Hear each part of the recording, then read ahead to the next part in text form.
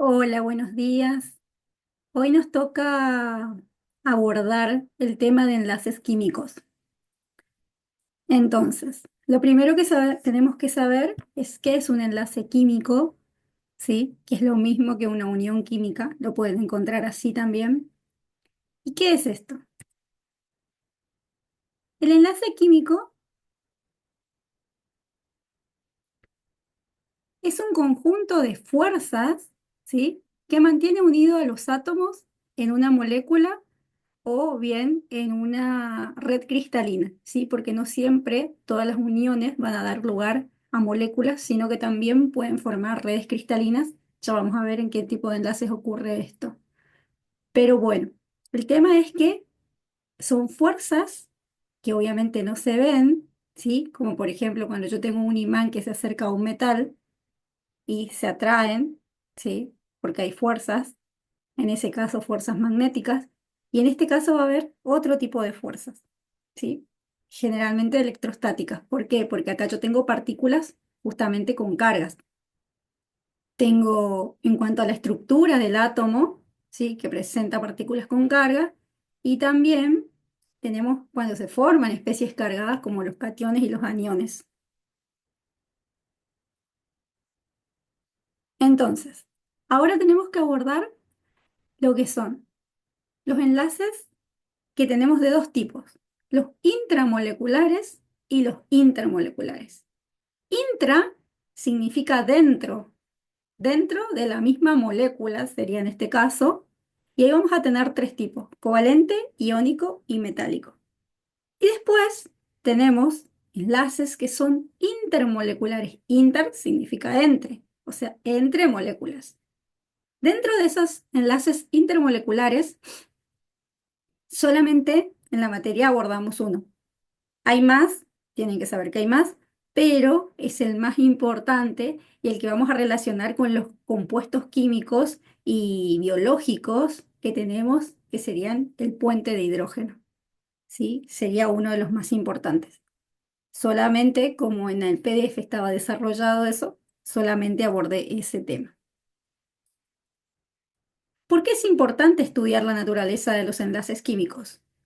Porque dependiendo del tipo de enlace que forme, mi estructura molecular o red cristalina, van a ser las propiedades físicas y químicas que tenga esa sustancia, ¿sí? Y a su vez, esos enlaces también van a afectar la estabilidad y la eficacia de los productos cosméticos. Por ejemplo, tengo la vitamina C que al interactuar con el oxígeno, ¿sí? Empieza a producir su proceso de oxidación. Entonces, hay laboratorios que justamente utilizan una tecnología para empaquetar esa vitamina C y mantenerla más estable por una mayor cantidad de tiempo. ¿Sí? Entonces, esto no sucede con todos los laboratorios, por eso van a ver que algunas vitaminas C, una vez que uno lo abre, a medida que va transcurriendo el tiempo, lo que sucede es que se va poniendo marrón, o sea, se va oxidando. Por lo tanto, la eficacia de ese producto ya no es la misma que cuando recién la abrí, ¿no es cierto? Entonces, ¿eso por qué? Y por la naturaleza de los enlaces químicos que tiene esa sustancia, ¿sí? Por los grupos funcionales también que tiene. Entonces, estos enlaces van a determinar las reacciones químicas que se van a producir y también el estado físico en el que va a estar esa sustancia, ¿sí? Porque por algo el agua en estado normal, en condiciones normales de presión y temperatura, está en estado líquido y no está en estado gaseoso, no está en estado sólido. En condiciones normales de temperatura, porque si estoy en una región donde está todo por debajo del 0 grados Celsius, y bueno, vamos a encontrar justamente el agua en estado sólido, ¿sí? Dependiendo de esas fuerzas, de esos enlaces que se formen tanto en la molécula misma como entre las moléculas, ¿sí? Entonces, por eso es importante, porque afecta las propiedades de esas sustancias. Bien. Dentro de los enlaces intramoleculares dijimos que tenemos de tres tipos, los iónicos, los covalentes y los metálicos. Ahora vamos a desarrollar cómo se compone cada uno. Antes de hablar de los enlaces químicos, debemos recordar la naturaleza y la estructura del átomo, ¿sí? Habíamos dicho que el átomo está formado por núcleo, donde tenemos protones y neutrones. Los protones son positivos, los neutrones no tienen carga, y en su alrededor tenemos los electrones, ¿sí? Girando en lo que llamamos niveles de energía. Bien, hay dos científicos, especialmente el que van a escuchar nombrarlo es a Lewis, que lo que estudiaron es que hay determinados átomos, ¿sí? Que no se unen a ninguno, ¿sí? ¿Por qué? Lo que descubrieron es que estos átomos tienen su nivel electrónico exterior, o sea, el más de acá, el más de afuera, digamos, ¿sí? Lo tienen completo. ¿Y con qué lo tienen completo? ¿Con qué número? Con 8. Tienen completo con 8 electrones, ¿sí? Y esto va a pasar para todos los átomos que son denominados gases nobles o gases inertes. Inerte justamente significa que no reaccionan, ¿sí?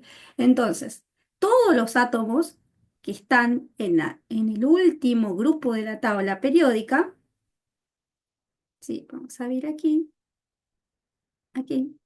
En el último grupo, o sea, el grupo 18 o 8A, ¿sí?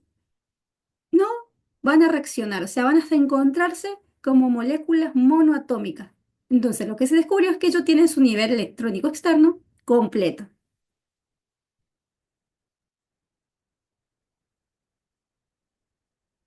Bien, esta teoría lo que establece justamente es que los átomos van a tender a unirse para asemejarse a esos gases nobles o inertes. O sea, todos van a querer tener 8 electrones en su último nivel de energía, ¿sí? De esta manera hace justamente que los compuestos sean estables. ¿Qué significa que algo sea estable? Algo estable es algo que puede existir, ¿sí? Algo que justamente no reacciona, porque si reaccionara se transformaría en otra sustancia. Entonces, yo necesito que sea estable ese compuesto y bueno, eso se descubrió de que los átomos logran esa estabilidad cuando completan su último nivel energético con 8 a excepción, ¿sí? Del hidrógeno, el litio, el berilio. ¿Sí? ¿Por qué? Porque, si ustedes recuerdan, el hidrógeno es el primer elemento de la tabla periódica, o sea, tiene un protón y un electrón. Por lo tanto, él quiere asemejarse a su elemento químico más cercano de la tabla periódica, que es el helio. ¿Sí? Tenemos acá el helio, es el elemento químico más cercano que tiene. Entonces, si el hidrógeno tiene uno, para parecerse a este gas noble, va a ganar o va a compartir electrones, un electrón, ¿sí? Con otro átomo al que se une, para llegar a dos. ¿Sí? O sea, esa sería la excepción.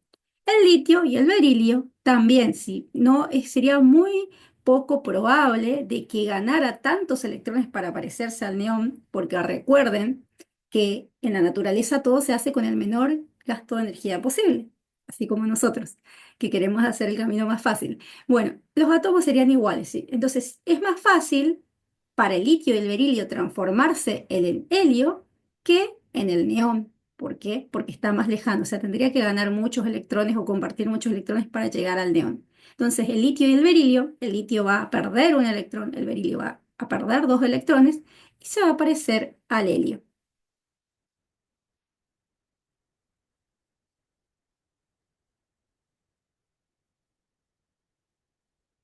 Bien, también lo que se descubrió es que eh, los metales, ¿sí?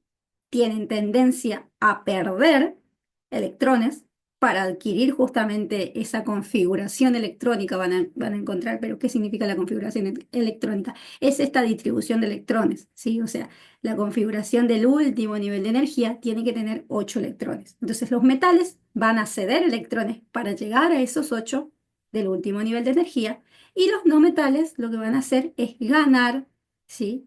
O compartir, pero bueno, o sea, el tema sería como que aumentar su nivel, su cantidad de electrones para llegar a 8. Y de esta manera se van a parecer a los gases inertes. Entonces, como repaso, podemos decir que un enlace químico, los átomos reciben, ceden o comparten electrones de manera de tener 8 electrones en su último nivel de energía y ahí tener la configuración electrónica del gas noble más próximo de la tabla periódica. A excepción, ¿sí?, de aquellos que van a cumplir lo que se llama la regla del dueto, que son el litio, el berilio y el hidrógeno. Bien, ahora, ¿cómo nosotros sabemos, además de su ubicación en la tabla periódica, si el elemento va a ganar, va a perder o va a compartir electrones cuando se una a otro átomo? ¿Sí? A esto surge un concepto que se llama electronegatividad. Bien, ¿qué es la electronegatividad? Esa palabrita larga. ¿Qué sería? Es la capacidad que tiene un átomo de, cuando se une con otro átomo, atraer hacia él el electrón. ¿Sí? Hay átomos que, ya vamos a ver por su estructura química, tienen más tendencia a atraer hacia él el electrón cuando se une con otro. Entonces, por ejemplo, tenemos el litio, vieron que tiene una flechita ahí de electronegatividad que dice que aumenta para acá. ¿Por qué aumenta de izquierda a derecha? Porque a medida que yo me voy desplazando en un periodo, recuerde que los periodos son así, las filas son los periodos, las columnas son los grupos, a medida que yo me voy desplazando en una fila, lo que va haciendo es aumentar la cantidad de protones y la cantidad de electrones. Entonces, si yo tengo el mismo nivel de energía, vamos a suponer que estamos en el nivel 2 acá, tenemos dos niveles de energía, ¿sí? A medida que yo voy pasando, va cargando de electrones, ¿sí? Va cargándose de protones y de electrones. Y recuerden que las partículas diferentes, con diferentes cargas, se atraen. Entonces, si yo tengo más protones y también tengo más electrones, lo que hace es que haya mayor atracción hacia el núcleo. Entonces, la electronegatividad aumenta a medida que yo me desplazo en los periodos de izquierda a derecha. ¿Por qué? O sea, atraen más porque tienen más protones, ¿sí?, en su núcleo. Entonces, si tienen más protones, tengo más tendencia a ganar electrones, a atraer hacia mí el electrón cuando me uno con, o sea, cuando se une con otro átomo. Bien, también tienen que tener en cuenta que lo pueden decir que se disminuye de derecha a izquierda. Sería lo mismo, ¿sí? Ahora, en el grupo, ¿cómo se comporta? Podemos decir que disminuye en un grupo, ¿sí? O que aumenta de abajo para arriba, como a ustedes les parezca mejor. Me parece mejor que disminuye, ¿sí? ¿Por qué? En este caso, recuerden que los elementos que están en un mismo grupo, la característica principal justamente es que tienen la misma cantidad de electrones de valencia, o sea, la misma cantidad de electrones en el último nivel de energía. Por lo tanto, ¿sí?, podemos decir que no hay una diferencia acá. Todos tienen, en el grupo 1, todos tienen un electrón de valencia. ¿Pero qué se diferencia? O sea, ¿por qué están en distintos niveles? Justamente porque tienen distintos niveles de energía. O sea, el hidrógeno tiene un nivel de energía, el litio tiene dos, el sodio tiene tres, y así sucesivamente. Entonces, imagínense, ustedes, un átomo chiquitito que tiene un solo nivel de energía y que va aumentando. O sea, a medida que yo voy cargando de electrones y de protones en principio, y ahí de electrones, se va agrandando el átomo. Entonces, a mayor distancia desde el núcleo al último nivel de energía, ¿sí?, ¿qué pasa con la atracción entre esas fuerzas? Recuerden que tenemos cargas positivas y cargas negativas por el exterior. Y lo que pasa es que esas cargas ya no se atraen tanto porque están más lejanas. Entonces, cuando yo bajo en un grupo, la electronegatividad disminuye. ¿Sí? ¿Por qué? Por esa atracción justamente que, al estar más distantes, el último nivel de energía con respecto al núcleo, ¿sí?, hace que estén menos atraídas esas partículas entre sí. Y ahí van a surgir diferentes tipos de enlaces, ¿sí? ¿Cómo sería esta la diferencia de electronegatividad? Y bueno, tendría que analizar, ¿sí?, las distintos tipos de uniones que tengo, por ejemplo, el oxígeno con el nitrógeno, y hago la resta. Más que nada, este concepto de diferencia de electronegatividad estaríamos utilizando cuando dudamos del tipo de enlace que puede ser, ¿sí? Pero ya van a ver que es como más fácil. Puede ser que la duda surja entre si es no polar o polar, pero de igual manera es bastante lógico interpretar si es polar o no polar, independientemente de que se pueda hacer una resta como para estar más seguro, ¿sí? Entonces, si yo uno el oxígeno con el nitrógeno, vamos a ver que hago una resta y 3,5 menos 3 me da 0,5. Estoy acá, estoy entre este rango de electronegatividad, de diferencia de electronegatividad. Entonces, vamos a poder decir que ese sería un enlace covalente polar. Bien, ahora vamos a empezar a desarrollar justamente los distintos tipos de enlaces que tenemos. El enlace iónico. Como su nombre lo indica, acá se van a formar iones. ¿Y qué habíamos dicho que son los iones? Los iones son aquellas partículas que se generan cuando el átomo pierde o gana electrones. Entonces, vamos a tener cargas positivas cuando el átomo pierde electrones. ¿Por qué? Porque los electrones son negativos. Si yo pierdo electrones, queda con más cargas positivas en el núcleo. ¿Sí? Entonces, pierde electrones, vamos a tener cationes. Y lo contrario, si gana electrones, como los electrones son negativos y está ganando electrones, ¿cómo va a quedar cargado ese átomo? Y negativamente. Y a esto es lo que denominamos aniones. Entonces, en este enlace químico justamente se van a formar estos dos tipos de partículas llamadas cationes y aniones, que van a ser atraídas por fuerzas electrostáticas.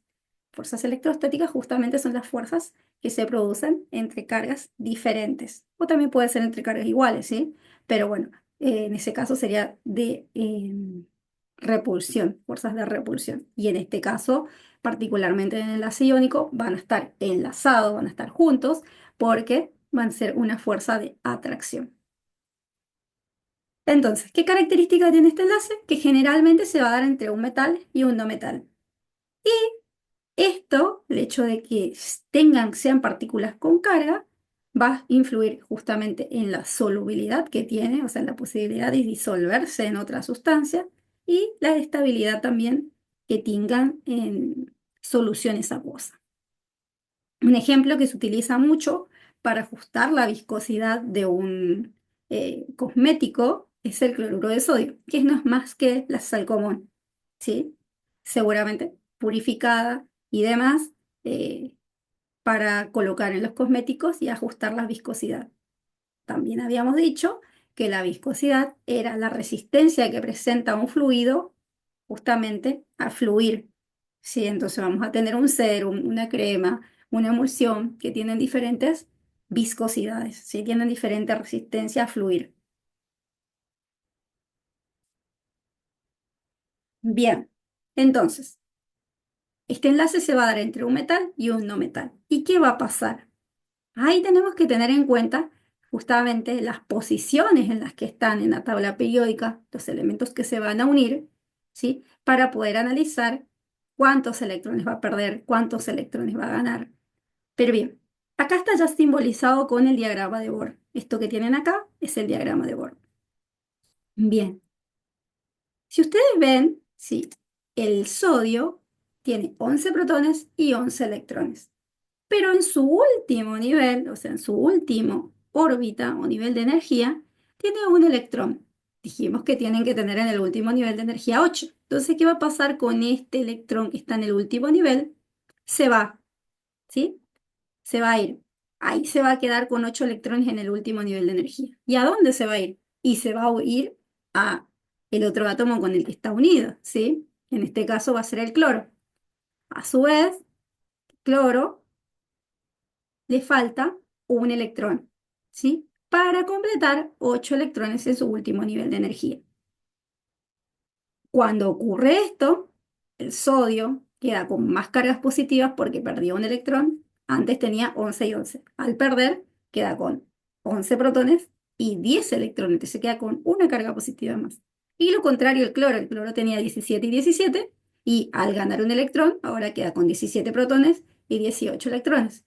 Entonces, queda con más carga negativa. ¿Cuánto más? Y una más. Por eso van a ver que tiene este signito positivo y este signito negativo acá. Bien, vamos a ver una actividad interactiva donde justamente va a permitir que puedan relacionar mejor este concepto.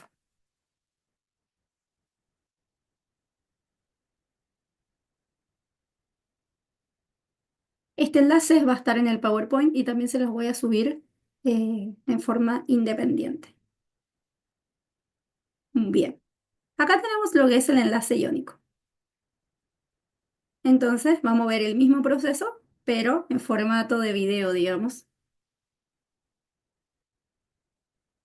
Ahí vemos cómo el sodio se desprendió de su electrón, ¿sí? Se lo pasó al cloro y al quedar cargadas con diferencia de carga, uno positivo y uno negativo, se atraen. Cargas diferentes se atraen. Vamos a ver otro ejemplo más. En este caso tenemos el magnesio, que el magnesio está en el grupo 2, por lo tanto tiene 2 electrones de valencia. Se une con el oxígeno, que el oxígeno está en el grupo 6, tiene 6 electrones de valencia.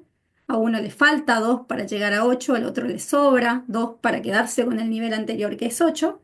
Y entonces va a ocurrir ese intercambio, esa transferencia electrónica y quedan con cargas diferentes. Entonces, el magnesio queda con 2 cargas positivas, el oxígeno con 2 cargas negativas y se atraen, ¿sí?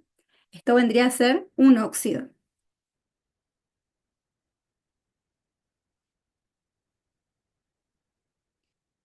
Y ahora tenemos el ejemplo del, sí, acá no estaba todo simbolizado, pero sí, porque eran muchos electrones, evidentemente, y no le quisieron hacer. Entonces, solamente pusieron los 2 electrones del último nivel. Y acá estaría, a ver, vamos a ver si no se ve, si lo repetimos. No, está incompleto. Acá habría 8 en el nivel anterior, ¿no? Y 2 en el último. Entonces ahí vuelve a suceder lo mismo, porque si ustedes lo que tienen que mirar es en el grupo de la tabla periódica en el que está, y eso le estaría indicando la cantidad de electrones de valencia que tiene. No importa la anterior, no importa si tiene 100 electrones internos, porque al fin y al cabo, como se unen, es por los electrones externos, o sea, las manitos, como digo yo, del átomo vendrían a ser los electrones que están por fuera, en el último nivel de energía. Si ustedes pueden ver, acá el calcio tenía 2 electrones para dar, pero el cloro solo puede recibir uno. Entonces, si no hubiera recibido, si hubiera recibido, mejor dicho, si hubiera dado, hubiera entregado solamente un electrón y le quedaría otro electrón más. Acá está incompleto esto, ¿eh? Acá tendría que haber 8. Bien, le habría quedado un electrón acá por fuera, ¿sí? No estaría cumpliendo con la regla del octeto.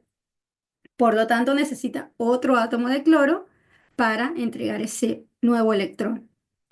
Fíjense que tengo 2 átomos de cloro y cada uno tiene una carga negativa. Esto es muy importante a la hora de hacer la fórmula de los compuestos químicos porque está todo vinculado, ¿sí? Entonces, nada más que cuando hablamos de las fórmulas de los compuestos vamos a hacer todo este razonamiento en base a los estados de oxidación.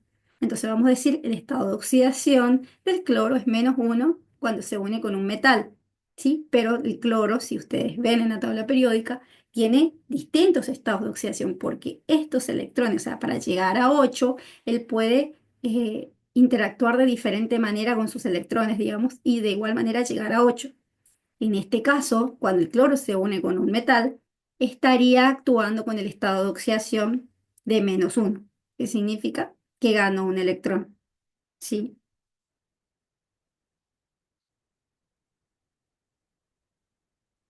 bien, volvemos a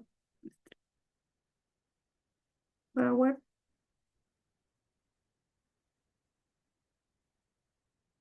Seguimos aquí. Bien, ¿cuáles son las propiedades de estos compuestos iónicos? Las propiedades son la solubilidad, o sea, la sustancia soluble, todos conocemos la sal de mesa, ¿sí? La ponemos en agua y se disuelve, ¿sí? ¿Por qué se disuelve? Y porque o sea, al colocar en agua, esas partículas estarían justamente venciendo esa fuerza de atracción entre el cloro negativo y el sodio positivo, y como por medio del agua, o sea, el agua estaría interactuando con esas partículas y las separa, por eso se pueden disolver. Otra, otra propiedad que tiene es la conductividad eléctrica, o sea, si yo esa sal, yo particularmente he realizado la experiencia con mis alumnos, donde hacemos el experimento de colocar agua en un recipiente, en otro recipiente agua y sal y en otro recipiente aceite, por ejemplo. y conectamos en un sistema de conexión a una lamparita y colocamos, ¿sí?, los cables en el agua. Cuando colocamos en el agua, la lamparita no se enciende porque el agua no conduce la electricidad, ¿sí? O sea, es un compuesto covalente. Eh, Cuando colocamos en aceite, ¿sí?, conduce la electricidad. Perdón, el aceite no conduce la electricidad porque también es un compuesto covalente. Y cuando colocamos en el recipiente que tiene sales, ¿sí?, ahí sí se transforma en un conductor. Y cuando yo tengo agua salada, ahí pasa a ser un conductor. ¿Por qué? Porque los iones que se producen, ¿qué son los iones? Dijimos que eran cargas. ¿Y qué es la corriente eléctrica? Y es carga en movimiento, o sea, son el flujo de electrones, es lo que se define como corriente eléctrica. Entonces, esas cargas que están en la solución, justamente formado por sal y agua, hace que la corriente pueda circular por medio de ello. Y eso hace que la lamparita en ese momento se encienda. Sí. Ahora, también estas sustancias tienen puntos de fusión y de ebullición muy elevados, o sea que para pasar del estado sólido al líquido o del líquido gaseoso necesita demasiada energía. Habíamos dicho que punto de fusión y punto de ebullición es la temperatura a la cual se realiza ese pasaje de estado de sólido a líquido, de líquido a gaseoso.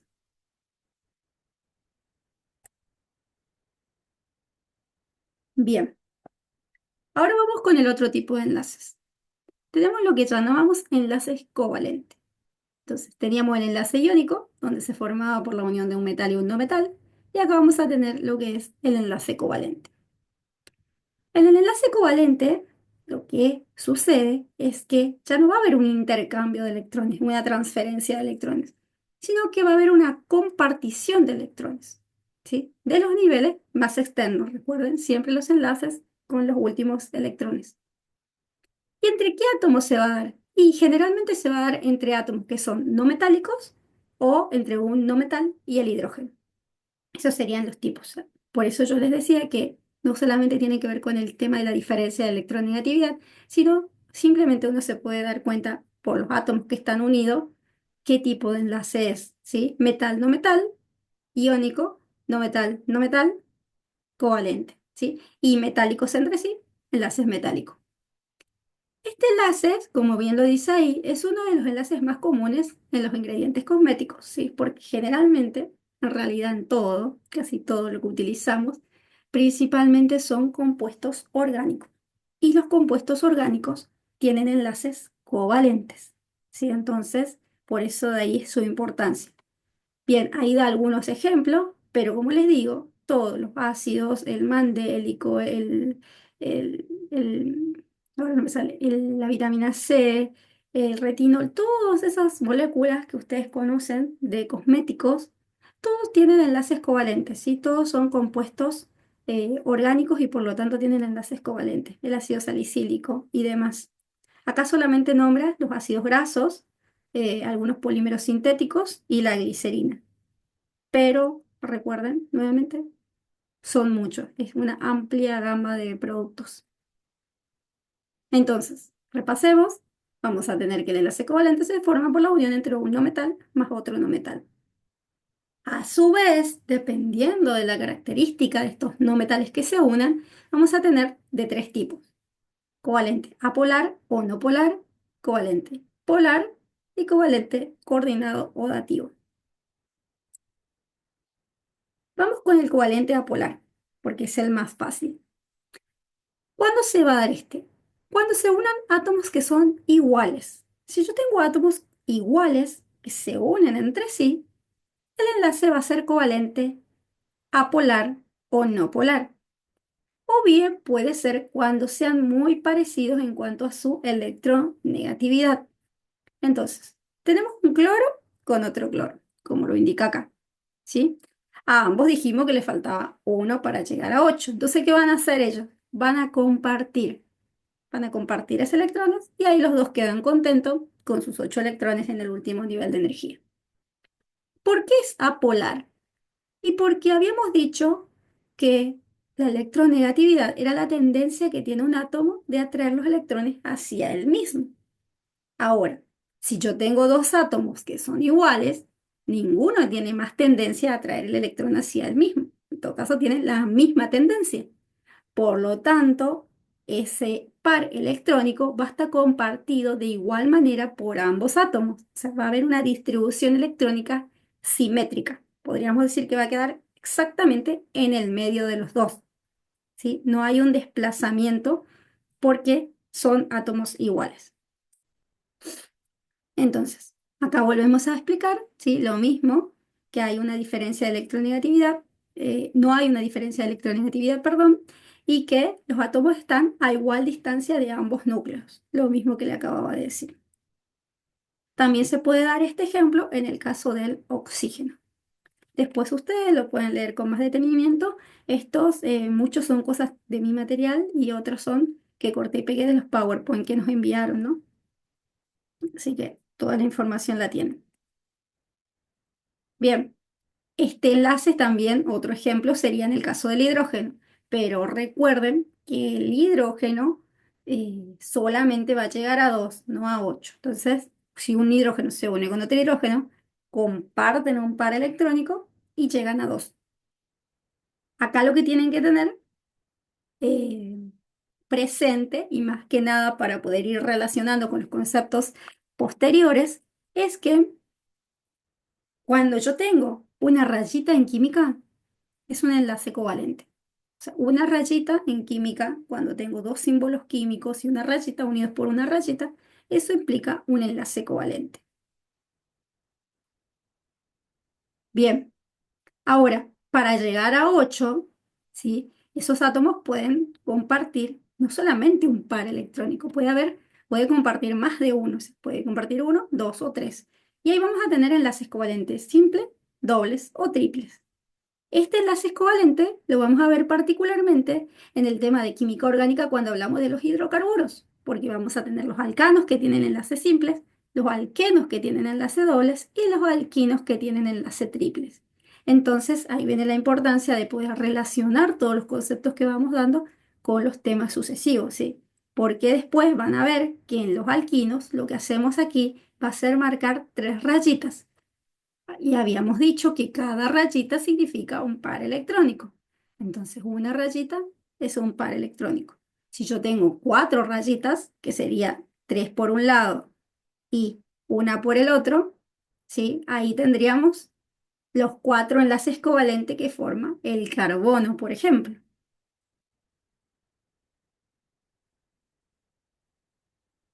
Bien. Acá hay otro ejemplo donde podemos ver, observar enlaces simples, dobles y triples, ¿sí? Tenemos que ver cómo lo redistribuimos esos electrones de manera de que se compartan y todos queden contentos, por decirlo así, que todos tengan sus 8 electrones. Si acá cuentan, van a ver que cada uno de estos átomos queda con 8 electrones, ¿sí? Porque tienen que contar, en este caso los azulcitos se contarían para el verde y los verdes se cuentan para el azul. O sea, tienen que contar todo. ¿Por qué? Porque están compartiendo. Compartir, como lo dice la palabra, es de los dos.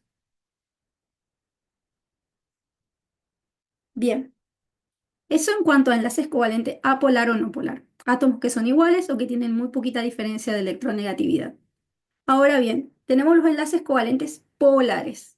Los enlaces covalentes polares, ahí ya va a haber justamente un polo. ¿Qué significa un polo en este caso? Significa que va a haber una parte de la molécula que va a quedar negativa y otra parte que va a tener positiva. ¿Sí?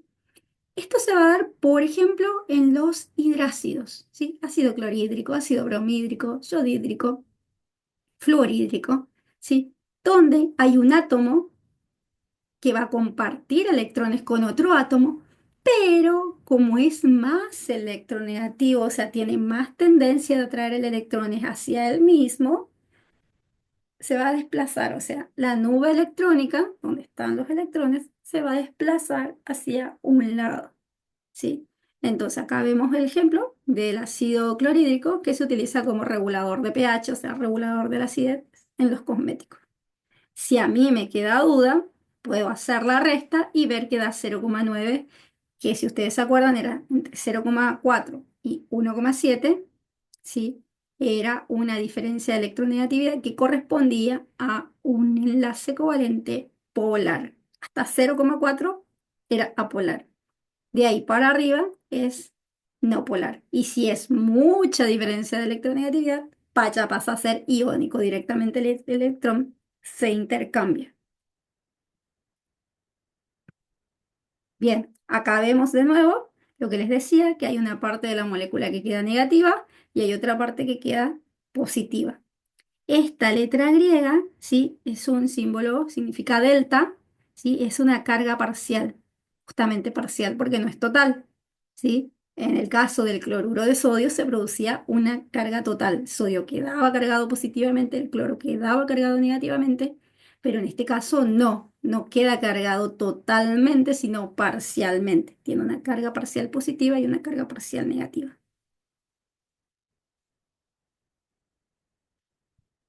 Bien. Ahí repite lo que ya les había explicado. Se forma cuando dos átomos se unen en forma covalente con distintas electronegatividades. Y por último, tenemos el enlace covalente coordinado o dativo. ¿Qué pasa en este enlace? Es, como veníamos dando, hay una compartición de electrones, pero a diferencia de los otros que ambos aportaban para compartir, en este caso va a haber un solo átomo que aporta el par electrónico, o sea, lo comparten entre los dos, pero uno solo lo aportó. Yo siempre doy el ejemplo de que vamos a comprar una pizza, comemos entre dos personas, pero una sola pagó el gasto de la pizza. Lo compartimos, pero una sola pagó. Bueno, este sería, como para que recuerden, lo que es el enlace covalente coordinado o dativo. Lo compartimos, pero uno solo lo pagó. Entonces, acá van a ver, ¿sí? Que incluso la representación es distinta. Se representa con una flechita, justamente, fíjense, acá si yo cuento, el oxígeno tiene 8, ¿sí? Ambos están en el grupo 6, ambos tienen 6 electrones de valencia, pero al combinarse, este sería uno de los tipos de óxido que puede formar, ¿no? También puede formar el dióxido y también puede formar el monóxido de azufre. Y obviamente que los electrones se van a distribuir de otra manera diferente.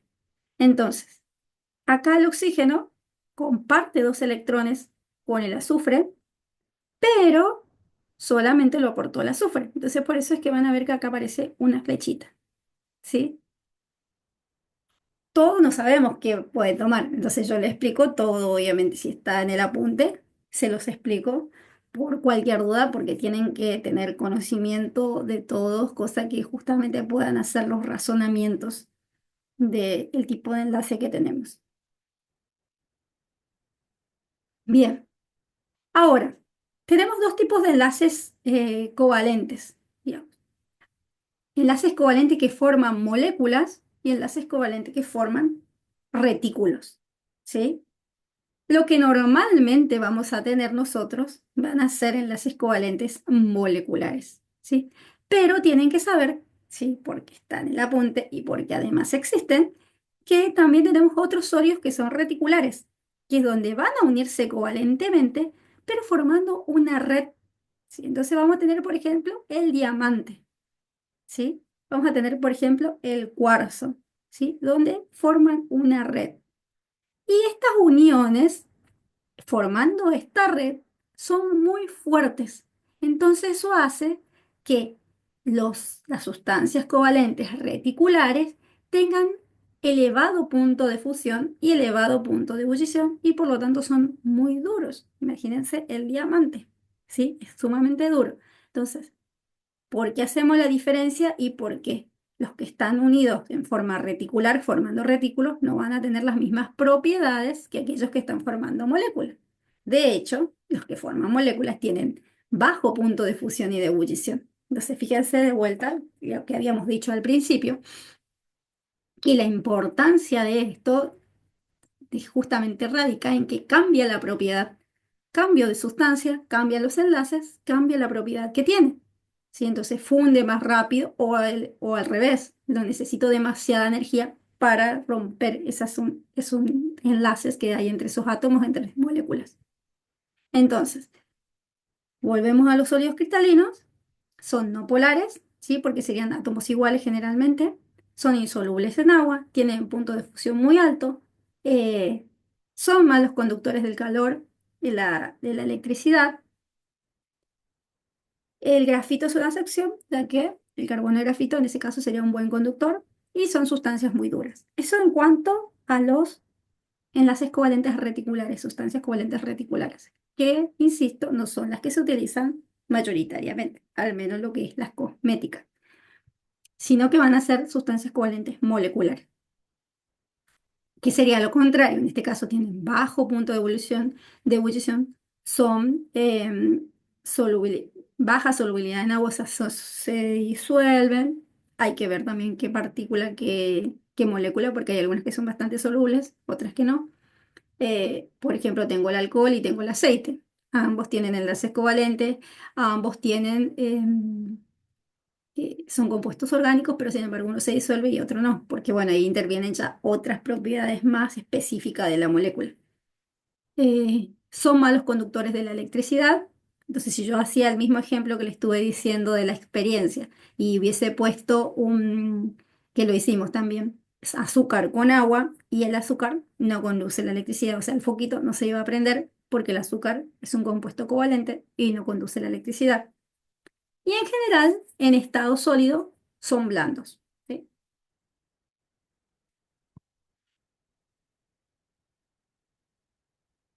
Bien.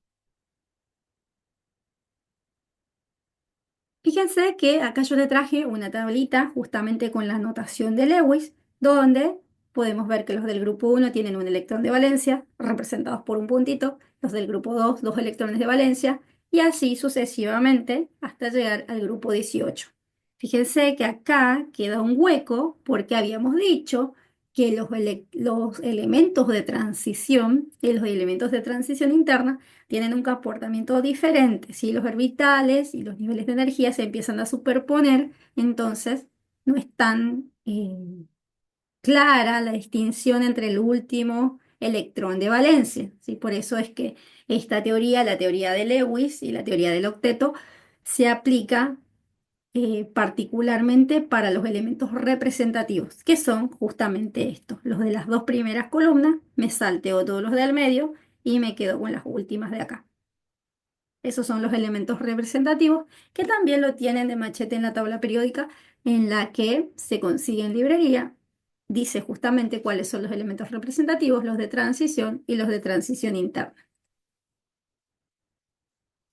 Vamos con el siguiente enlace. Acá tenemos el enlace metálico.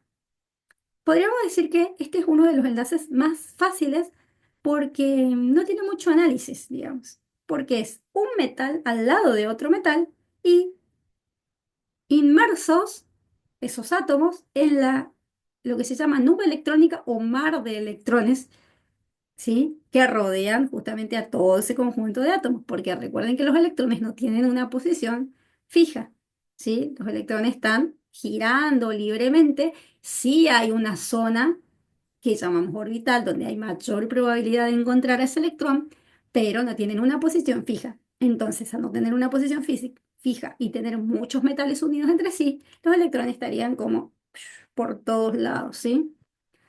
Lo que se llama que se encuentran deslocalizados, o sea, justamente no tienen una localización específica.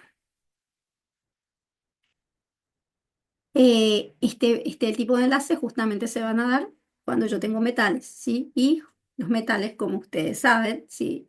Tienen alta conductividad eléctrica y también térmica, o sea, de la temperatura. Si bien no son tan comunes como los enlaces covalentes en química cosmética, y podemos encontrar algunos que otros en algunas formulaciones de lujo o cremas de anti-age, como por ejemplo el oro, la plata, ¿sí? O también el zinc, que es muy conocido también, y es un metal que se utiliza específicamente en productos cosméticos. Bien, acá de vuelta, ¿sí?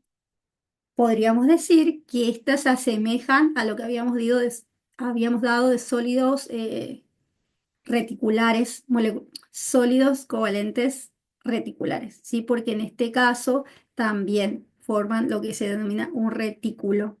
¿Sí? El retículo es algo semejante a esto que tenemos. Obviamente que cada sustancia va a formar diferentes estructuras, diferentes empaquetamientos. Fíjense acá dice empaquetamiento cúbico, acá dice empaquetamiento hexagonal, pero eso no viene al caso. Lo que ustedes tienen que saber es que serían un metal unido al lado de otro metal y acá todo estaría un mar de electrones, así como muestra esto, ¿sí? Los electrones, ¿sí?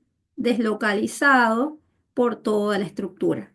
Eso sería lo importante, es que los electrones se están moviendo libremente con una deslocalización llamada nube electrónica, gas electrónico, mar de electrones, como más le guste.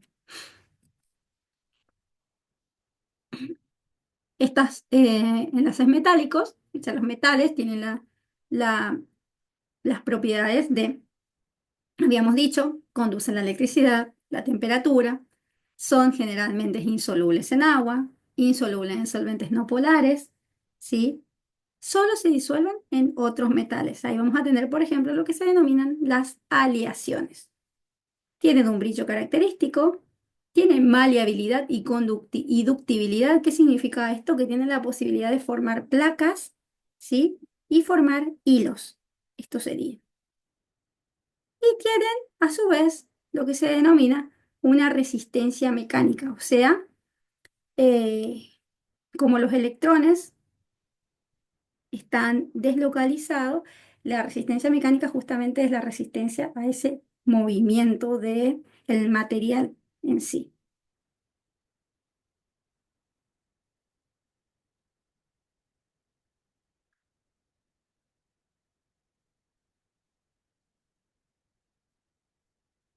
Bien, hasta aquí estaría la primera parte de lo que son los enlaces químicos intramoleculares y les preparo un segundo videito donde vamos a explicar las fuerzas intramoleculares y vamos a analizar el examen.